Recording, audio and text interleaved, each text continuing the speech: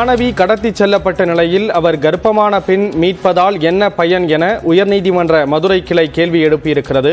கூடுதல் விவரங்களோடு செய்தியாளர் கருணாகரன் இணைகிறார். கருணாகரன், எந்த வழக்கில் இந்த கேள்வி முன்வைக்கப்பட்டிருக்கு? ஸ்ரீராம், அதாவது உயர்நீதிமன்ற மதுரை கிளையில் மாணவிகள் 18 வயதுக்கு உட்பட்ட மாணவிகள் காதல் என்ற பொருள் கடத்தி செல்லப்பட்டதாக அவர்களை மீட்க கோரி மனுக்கள் தாக்கல் செய்யப்பட்டிருந்தன. பானு, நாகலட்சுமி, முத்தாகி உள்ளிட்ட மனுதாரர்கள் மனுக்கள் தாக்கல் செய்தனர். இந்த மனுக்கள் நீதிபதி வேல்முருகன் மற்றும் ராஜசேகர் அமர்வில் விசாரணைக்கு வந்தது.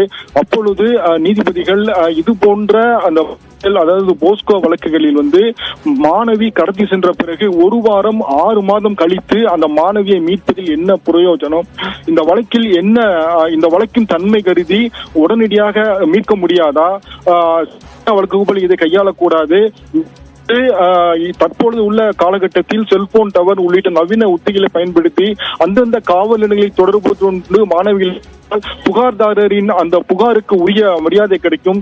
எனவே இது போன்ற வழக்குகளை சாதாரண வழக்கு போல் எண்ணாமல் மிகவும் கவனமுடன் கையாண்டு உடனடியாக மீட்க நடவடிக்கை எடுக்க வேண்டும் என்று கூறி, மேலும் நேற்று தாக்கல் செய்யப்பட்ட மனுக்களில் அடுத்த விசாரணையின் போது அனைத்து மாணவிகளையும் ஆஜர்படுத்த உத்தரவிட்டுள்ளனர். ஸ்ரீராம், விவரங்களை வழங்கியதற்கு நன்றி கருணாகரன்.